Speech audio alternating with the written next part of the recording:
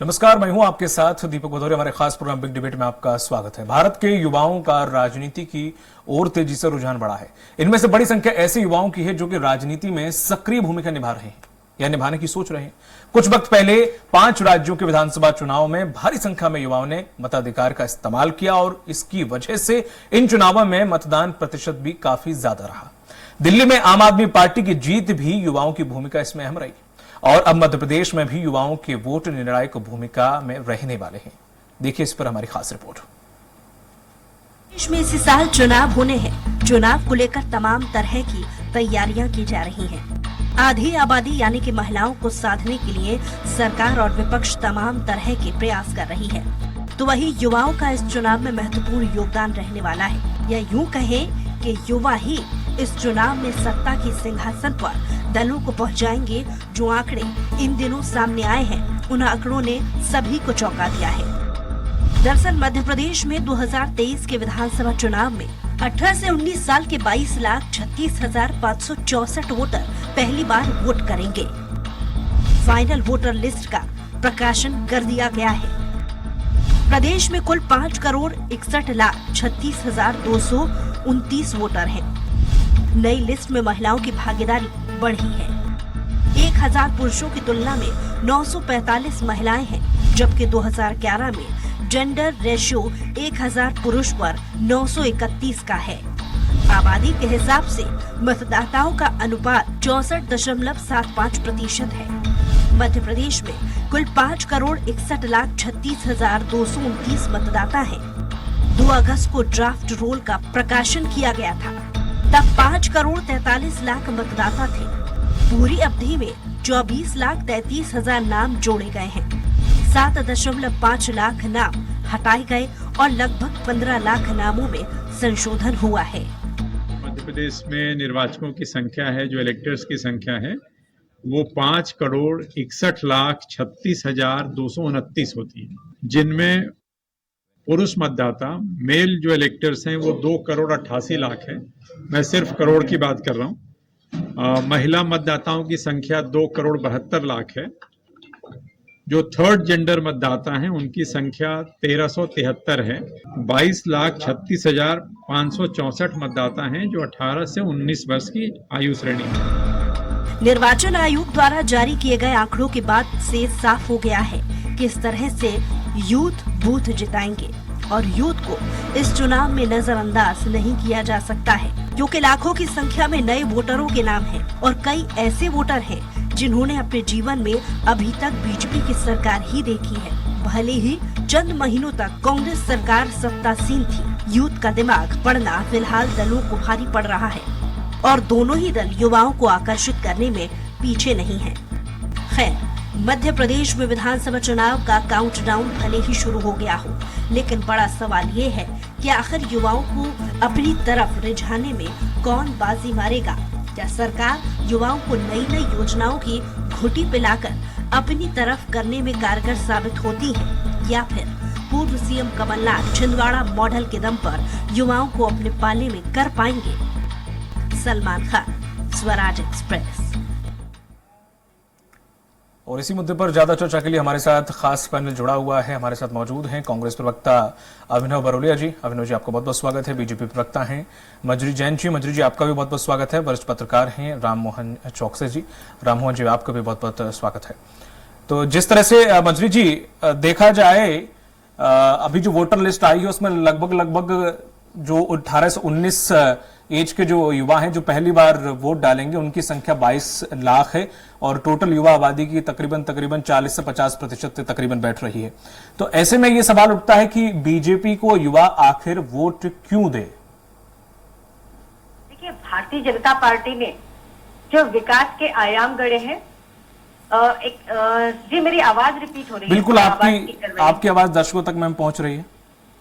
हाँ, लेकिन मुझे रिपीट सुनाई दे रही, तो मुझे बोलने में थोड़ा कठिनाई हो रही है। जी जी हाँ, तो भारतीय जनता पार्टी की सरकार ने जो काम किए हैं और माननीय मोदी जी का जो विजन है, जो देश को आगे बढ़ाने का जो विजन है, हर क्षेत्र में जो हमने विकास के आयाम गढ़े हैं, गरीब कल्याण के जो काम किए हैं, उसको आज युवा देख रहा है। और हमारे भारतीय जनता पार्टी के जो कार्यकर्ता हैं और जो नेतागण हैं, वो युवाओं के बीच में, जनता के बीच में, महिलाओं के बीच में जाकर हम उन योजनाओं को समझा रहे हैं। पहले 2003 के पहले मध्य प्रदेश की क्या हालत थी और आज 2023 के बाद क्या हालत है मध्य प्रदेश की, क्या विकास किए हमने, किस तरह बीमारू राज्य से हम विकसित राज्य बने और आज स्वर्णिम मध्य प्रदेश की तरफ बढ़ रहे हैं। तो ये युवाओं को ये दिखाने की जरूरत है और हमने इसको दिखाया है, युवाओं तक अपने विजन को और अपने कामों को पहुंचाया है। आपकी बात बिल्कुल सच है कि जो 18 से 22 साल के युवा है उन्होंने तो वो कार्यकाल देखा नहीं। 2003 के पहले मध्य प्रदेश की क्या हालत थी, सिर्फ 64,000 किलोमीटर की जो सड़कें थी जिनमें सिर्फ गड्ढे ही गड्ढे थे। यदि हम किसी भी सीमा से, जो हमारे मध्य प्रदेश की सीमाओं से लगे राज्य, हम वहां से जब एंटर मध्य प्रदेश में होते थे तो हमें पता चल जाता था कि हम मध्य प्रदेश में मुद्दा युवा है। जी जी, मैं वही बताती हूँ। तो वह हम आज जो 5 लाख किलोमीटर जो सड़कें बन गई हैं, अगर मैं सही हूं तो पंजीकृत 39 लाख युवा हैं मध्य प्रदेश के अंदर आपकी पोर्टल पे। अगर मैं गलत हूं तो आप करेक्शन कर सकते हैं 1-2 लाख का। क्या मैं सही हूं? जी बिल्कुल सही। तो मैडम फिर अब ये तो पंजीकृत हैं, बिना पंजीकृत कितने डोल रहे होंगे, घूम रहे होंगे? देखिए, आज हमारी पार्टी ने जो युवाओं को जोड़ने का अभियान चलाया था युवा मोर्चा के द्वारा, तो हमारे लाखों लाख कार्यकर्ता आज भारतीय जनता पार्टी की विचारधारा के साथ जुड़े हैं। और जब ये मामला संसद विधानसभा में जब ये मामला उठा तो उसमें एक चीज और आई थी कि 3 सालों में महज सरकारी जॉब में 21 युवा सिलेक्ट हुए हैं, मतलब 21 युवाओं को पद्म दिए गए, बस सिर्फ मात्र 21 युवा मध्य प्रदेश के अंदर जिन्हें सरकारी नौकरी मिली। देखिए, अगर हम सिर्फ सरकारी नौकरियों के आंकड़े उठाकर, नहीं, अगर वो वाले आंकड़े उठा लीजिए, कोई बात नहीं। अगर आप आंकड़े अगर लाएं तो मैडम, अगर वो आंकड़े भी रखना चाहे तो आप रख सकती हैं, तो खुशी होगी, थोड़ा दर्शकों तक पहुंचेगी जानकारी। हमने युवाओं को, हमारी सरकार का जो विजन था कि हम युवाओं को सशक्त बनाए, न केवल सिर्फ एक युवा को सशक्त बनाए बल्कि वो इस तरीके से सशक्त हो कि अपने साथ 10-20 लोगों को और भी सशक्त करें। तो इस और हमारी सरकारों ने काम किए, जैसे आत्मनिर्भर भारत, मुख्यमंत्री सीखो कमाओ योजना, स्टार्टअप इंडिया, ऐसी बहुत सारी योजनाएं हैं जिनके माध्यम से हम आज युवाओं को सशक्त कर रहे हैं, उनको रोजगार से जोड़ रहे हैं। छोटी छोटी माइक्रो इंडस्ट्रियां आज खोली जा रही हैं, उनके लिए 2 करोड़ 50 लाख 10 लाख जिस तरीके का भी लोन की आवश्यकता होती है उस लोन दिया जा रहा है। बच्चे अपने छोटी छोटी दुकानें, या हमारा जो एक कॉन्सेप्ट था कि आत्मनिर्भर भारत, जो मोदी जी ने जो विजन था कि जो हमारा भारत छोटे छोटे जो लघु उद्योग, कुटीर उद्योगों में पलता था, एक घर में सब मिलकर काम करते थे और 10-20 लोगों को और भी काम देते थे, तो उस तरीके से हम लघु उद्योग और कुटीर उद्योग की तरफ भी बढ़ रहे हैं। जैसे कि हमारे कोरोना की महामारी जो आई थी, ठीक है, बिल्कुल बिल्कुल, मैं समझ गया। शायद दोना पत्तल कितने युवा बना रहे होंगे इसकी जानकारी शायद अभी आपके पास भी नहीं है कि आखिर कितने युवाओं ने ऐसे उद्योग खोले और कितनों के बंद हो गए या कितनों को बेचारों को लोन नहीं मिले, वो अलग बात है। अभिनव जी, मैडम आप वक्त थोड़ा सा सीमित है सबके लिए, मैं आपके पास दोबारा आऊंगा, तब आप बात रखिएगा। अभिनव जी, जिस तरह से बोला कि जो रूपरेखा रखी उन्होंने कि इतने सारी योजनाएं चलाई जा रही हैं, सीखो कमाओ, कहाँ सीखे और कहाँ कमाए, कहाँ चल रही हैं, और यहाँ पे युवाओं के बोल रहे स्टार्टअप शुरू हुए हैं, ऐसा कुछ स्टार्टअप है कोई यहाँ का मध्य प्रदेश का युवा थोड़ा यूनिकॉर्न बनकर निकला हो या फिर उसका नाम हुआ हो कि हाँ इसने कोई स्टार्टअप किया था मध्य प्रदेश के अंदर, कुछ ऐसे कुछ नाम है आपको पता? देखिए, मुझे तो कहीं भी नहीं दिखा और ना कुछ दिख रहा है। और राम मोहन चौकसी जी भी बैठे हैं, हमारे वरिष्ठ पत्रकार, आप भी हो सर, आपका भी परिवार है, इनका भी परिवार है, मंजरी जी के भी आसपास होंगे, शायद उनके परिवार में कितने युवा बेरोजगार होंगे इसकी कल्पना भी नहीं है। आप पूछिए कितना दर्द होगा और कितना दुख होता होगा कि हर घर में जो बेरोजगार बैठे हुए हैं, ये ऑनलाइन जो ये रजिस्टर्ड जो है वो 40 लाख है, उसके अलावा 1 करोड़ के ऊपर मध्य प्रदेश में संख्या है। 21 लोगों को 3 साल में सिर्फ नौकरी मिली है, रजिस्टर्ड जो एक आंकड़ा आया है। तो इतनी बुरी स्थिति में इस तरीके से डिफाइन करना मेरे को लगता है कि युवाओं के साथ छलावा है।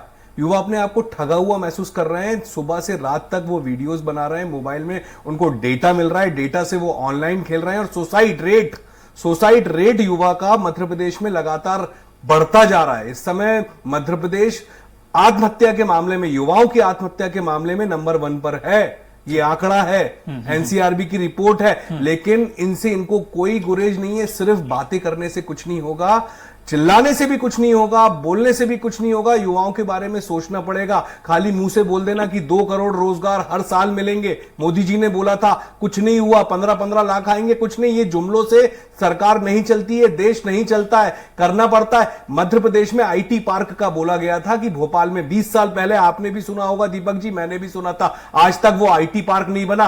3 इंडस्ट्री हैं बस, गोविंदपुरा इंडस्ट्रियल एरिया और पीतमपुर, इसके अलावा कुछ भी नहीं। पूरा मध्य प्रदेश खाली, वीरान। मतलब 20 साल में पूरा का पूरा भ्रष्टाचार 50% के हवाले चढ़ गया, इसलिए युवा परेशान है। आज युवा आत्महत्या लगातार करता जा रहा है, नशे की तरफ बढ़ता जा रहा है। पूरा मतलब मैं बहुत फैक्ट बात कर रहा हूं कि नशा कर रहा है युवा, इतने भयानक तरीके से नशा कर रहा है कि शायद मंजरी जी को समझ में भी नहीं आएगा। आप डिफेंड करना, मेरी बात को कोसना, आप कमलनाथ जी को कोसोगे, कांग्रेस को कोसोगे, राहुल जी को कोसोगे। हमारा नेता लगातार पैदल चल रहा है और जगा रहा है युवा को कि जागे।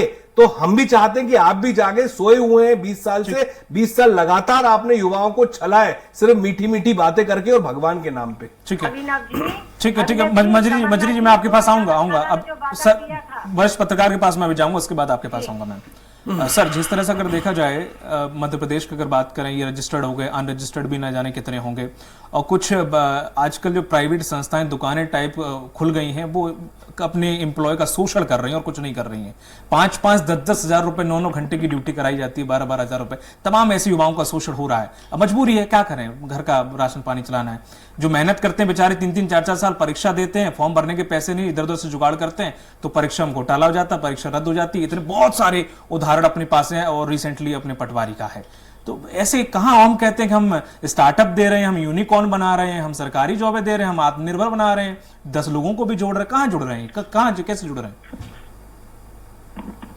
मेरे से सवाल सर, आप ही से मुझे देखिए भदौरिया जी, मैं राजनीति से अलग हट के एक बात कहना चाहता हूँ कि यदि आज हम आज़ादी के 75 साल बाद यदि केवल युवाओं की बेरोजगारी समस्या या युवाओं की स्थिति को लेकर यदि हम डिबेट कर रहे हैं, तो ये हमारे लिए बहुत अफसोस की बात है कि इसके लिए हम ये नहीं कह रहे हैं कि इसके लिए जिम्मेदार ये पार्टी है, ये पार्टी, हमें पार्टी से मतलब नहीं है। हमारा कहना यह है कि देश के इस युवा की, आज युवा इस हालत में क्यों है कि वो रोजगार के लिए परेशान है।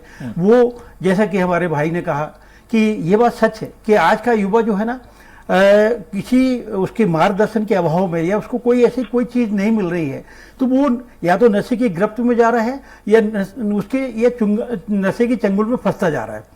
और जो आपने आंकड़े बताए कि भाजपा ने या कांग्रेस ने या 22 लाख युवा मतदाता यदि हमारे जुड़ गए हैं, तो इनको मार्गदर्शन, इनको दिशा निर्देश कौन देगा? देखिए क्या होता है, जब आदमी का पेट भरा होता है तो उसके सोचने की सब क्षमता बढ़ती है, या उसको सोचने की शक्ति आती है।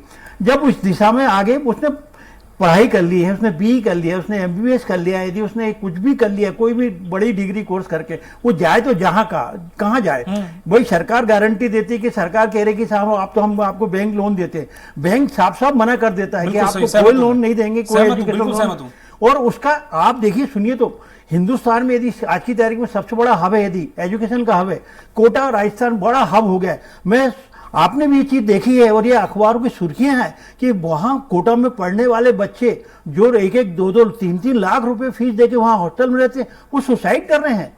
तो हमारे युवाओं को हम कौन सी तरफ, किस मार्ग की तरफ ले जा रहे हैं, हम उनको कौन सी दिशा दे रहे हैं, ये सब पार्टियों को सोचने का विषय है। खाली इस बात से नहीं है। देखिए आंकड़ों से, आंकड़े तो क्या होता है, कागज पे होते हैं, और सरकारी आंकड़े जो कागज पे चलते हैं उसकी जमीनी हकीकत कुछ और होती है। तो युवाओं को केवल बरगलाने से या युवाओं को कोई करने से, उनको ठोस कोई आप किसी मुकाम पे पहुंचाइए, उसको किसी निर्णय पर लाइए, तब जाके युवाओं का भला हो पाएगा। वरना युवा तो केवल, और रहा सवाल राजनीति से जोड़ने का, देखिए युवाओं को क्या होता है, युवा जब छात्र राजनीति में आता है तो उसका स्वाभाविक तौर से उसका रुझान जो है राजनीति की तरफ जाता है। वो किसी न किसी पार्टी के साथ जुड़ के, उसकी यूथ विंग में जुड़ के अपना काम शुरू करता है।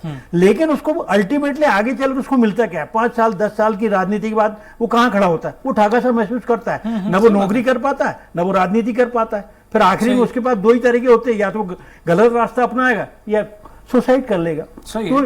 और राजनीति में वो सब पहली वाली राजनीति भी क्या रही है, अब तो वो टाट पट्टी बिछाते रहो, पानी पिलाते रहो, बाद में किसी नेता का लड़का उसे टिकट मिल जाता है, बेचारा युवा तो सालों साल सिरता ही रहता है। तो वहां भी फ्यूचर बचा नहीं है। अब भदौरिया जी, इसी मध्य प्रदेश में अपन बाकी बात छोड़ दीजिए, कांग्रेस की भी ये हालत है, भाजपा की ये हालत है कि हमने ऐसे युवाओं को देखा है इसी भोपाल में, ऐसे राजनीति करते हुए देखा है जिनने पूरी जिंदगी गुजार दी और आखिरी में जब वो उम्र के इस मुकाम पर आ गए जहां पर उनके पास कोई काम करने को धंधा नहीं, या तो उन्होंने शहर छोड़ के कहीं बाहर पलायन कर दिया है या भोपाल किसी गली कूचे में अपना मुंह छुपा के अपने मारे शर्म के बेचारा कोई छोटा सा ठेला लगा के अपनी जीवन यापन कर रहे हैं। इसी भोपाल में इस उदाहरण है। बिल्कुल। मंजरी जी, पहले तो आप बात रख लीजिए अपनी जो आप कह रहे थे, तो उसके बाद मैं आपसे सवाल करूँ। जी, मैं यही बताना चाहती थी 2003 के पहले गुरुजी परंपरा के अंतर्गत 500 रुपए दिए जाते थे और गुरुजियों को और वो पढ़ाया करते थे, और आज उन्हीं शिक्षकों की देख लीजिए कितनी सैलरी है। अगर आप बात करते हैं कि हमने 15 लाख 42, एक तो मुझे आवाज रिपीट आती है, मैं ढंग से बात नहीं कर पाती हूँ। नहीं कर पाएंगी क्योंकि एक पीढ़ी बर्बाद कर दी है आपने मंजरी जी, आने वाली एक पीढ़ी और बर्बाद करने की तैयारी कर रहे हैं। अविनाश जी, आप बोल चुके हैं 15,42,550 निवेश लाने का जो हमने कमिटमेंट हुए थे, उसमें से कई कंपनियों ने अपना काम भी चालू कर दिया। मुद्रा योजना के अंतर्गत, पीएम रोजगार सृजन योजना के अंतर्गत हमने लाखों लोगों को रोजगार दिया। लाखों लोग कहाँ से हैं, कहाँ से आते हैं ये लाखों लोग? मेरे आसपास के तो है नहीं कि आपके आसपास के हैं क्या मैम? ये लाखों लोग कहाँ के हैं? लाखों लोगों को रोजगार मिल गया है, लाखों लगा दिया आपने, लाखों को आपने स्टार्टअप खुलवा दिए, फिर ये लाखों पंजीकृत क्यों है मैम? देखिए, हमारी जिस तरीके से जो जनसंख्या बढ़ी है, अच्छा, और हम ये सोचते हैं कि अगर हम सिर्फ सरकारी नौकरियों को ही रोजगार समझते हैं तो ये हमारी गलत है। आज कई प्राइवेट तो विभाग खत्म कर दो। मुख्यमंत्री कमाओ सीखो कमाओ योजना के अंतर्गत हम स्टाइपेंड भी दे रहे हैं और बच्चों तो फिर ये रिक्त पद क्यों है मैडम?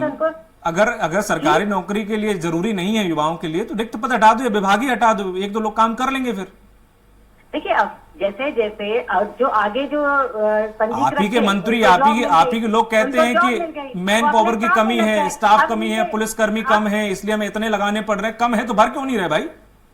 देखिए, सारे प्राइवेट सेक्टर्स के माध्यम से सब सरकारी कंपनियों के जो गवर्नमेंट की जो एजेंसीज हैं वो उसमें सब लगे हुए एम्प्लॉय। अब आप कहें कि इसमें लाखों लोग पंजीकृत क्यों दिख रहे हैं, तो जो लाखों थे वो आगे निकल गए, उनको काम मिल गया। अब नए लोग पंजीकृत हो गए, तो ये क्रम तो हमेशा चलता रहेगा। अगर हम 2003 के पहले की बात करें तो औद्योगिकरण की क्या रेट था? 0.61। तो 20 साल में एक उद्योगी लगा लेते, कम से कम आईटी पार्क ही बना लेते मंजरी जी। 24%। बिल्कुल, आईटी पार्क भी बन रहे हैं, आपको शायद जानकारी 20 साल में नहीं बना, यही तो बोल रहा हूँ मैं।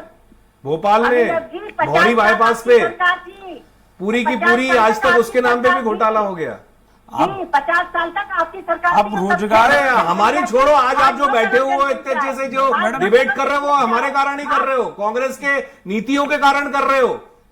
10 साल और 20 साल में तो एक पीढ़ी बर्बाद कर दी आपने युवाओं की। हम जैसे कितने युवा बर्बाद हो गए, इस दुनिया से फना हो गए, हमने पीढ़ी सवाल नौकरी ना मिलने के कारण। तो कई पीढ़ियां बर्बाद कर दी आपने, तो सिर्फ एक परिवार को सजा।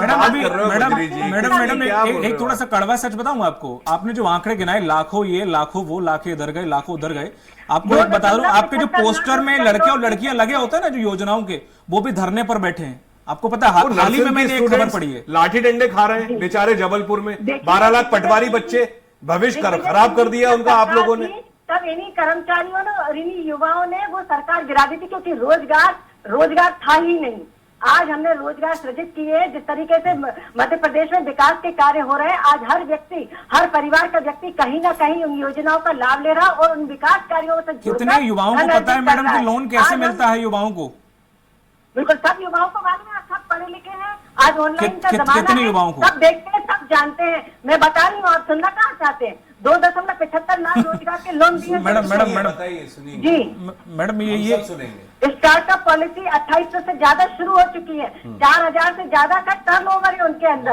हर महीने हम रोजगार मेला आयोजित कर रहे हैं। सुनिए सारे युवाओं, सुनिए मंजरी जी बता रही हैं। बिल्कुल बता रही हूँ, और प्रूफ आंकड़ों के साथ बता रही हूँ, ऐसे ही नहीं हवा में बात। हाँ बताइए ना, बोलिए ना, आप युवा सुन रहे हैं, बोलिए।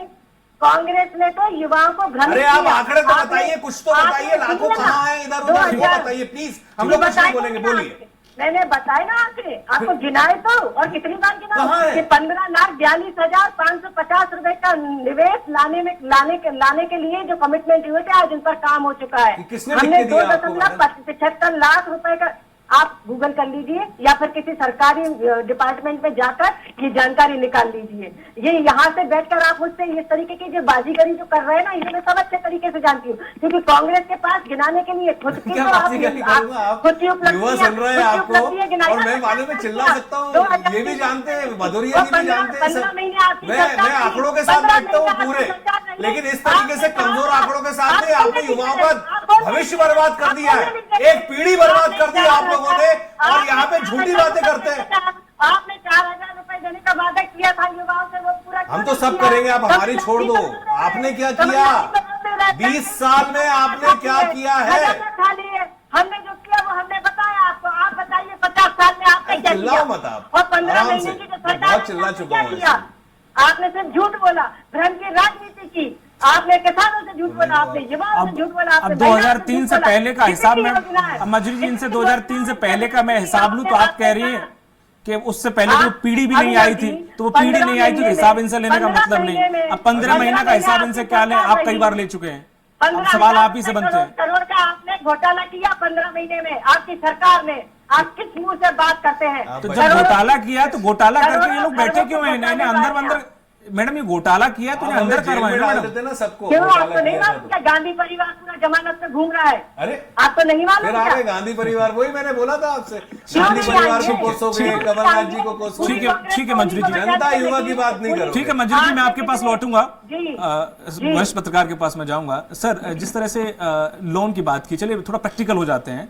जो लोन की बात की कि युवाओं को, क्योंकि मैडम का ज्यादातर जो आंकड़े उन्होंने गिनाए वो स्टार्टअप के गिनाए हैं, युवाओं को रोजगार देने के लिए लोन दिया गया और उससे उन्होंने बड़े स्टार्टअप शुरू किए हैं, छोटे स्टार्टअप शुरू किए हैं। अब थोड़ा सा सर आपको ऐसा पता, मुझे तो नहीं पता कि कैसे लोन मिलता है और उसके क्या रेशियो है, क्योंकि मैं तो अपने पर्सनल लोन के लिए भी जाता हूं तो वो भी ठुकरा देते, भगा देते हैं, वो नहीं देते हैं। सही बात है। और दूसरी चीज, इससे ज्यादा सरकार की जो लोन प्रोसेस है उससे वो फर्जी ऐप आते हैं ना सब दुनिया भर के, वो दे देते 1-2 लाख रुपए का, बर्बाद हो रहा है, वो बाद में सिविल खराब कर देते, वो अलग बात है। उससे इजी तो इनका है सर। देखिए ऐसा है कि बैंक के, देखिए जो सरकार की जो घोषणाएं होती है, सरकार जिस बात की गारंटी देती है, जैसे मध्य प्रदेश में है, वो बोलते हैं कि साहब मेरी गारंटी, मेरे सरकार की गारंटी। लेकिन आप हकीकत में आप चले जाइए किसी भी नेशनलाइज बैंक में जाइए आप, और आप अपने किसी बच्चे की, यदि मेरे बच्चे भी पढ़े, उनने भी लोन लिया है, मुझे मालूम है कि मुझे 2 महीने इतने पापड़ बेलना पड़े थे कि मैं मैंने तंग होकर लिखित में देना चाह रहा था कि मेरे बच्चों को अब लोन नहीं चाहिए, मैं कैसे भी करके उसको प्राइवेट लोन लेके कर लूंगा।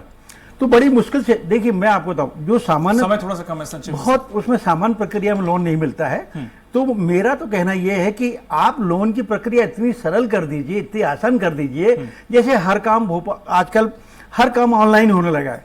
तो मेरा कहना है कि आप बैंकिंग भी ऑनलाइन करिए ना, लोन की प्रक्रिया भी ऑनलाइन कर दीजिए आप बच्चों को। अच्छा, दूसरा ये है, हर बड़े महानगर में एक कोई सेंटर ऐसा होता है, सरकार की कोई इकाई ऐसी होती है जहां बच्चों को मार्गदर्शन देने के लिए। अब आज के बच्चा तो पढ़ने के बाद ये समझ ही नहीं पाता मुझे किस लाइन में जाना है, क्या करना है। यदि लोन की प्रक्रिया है तो उसको लोन के प्रोसेस नहीं मालूम कि किस प्रक्रिया के तहत होगा। तो ये बहुत सारी चीजें, इसलिए तो सीखो कमाओ, मुख्यमंत्री सीखो कमाओ योजना लेकर आए ना।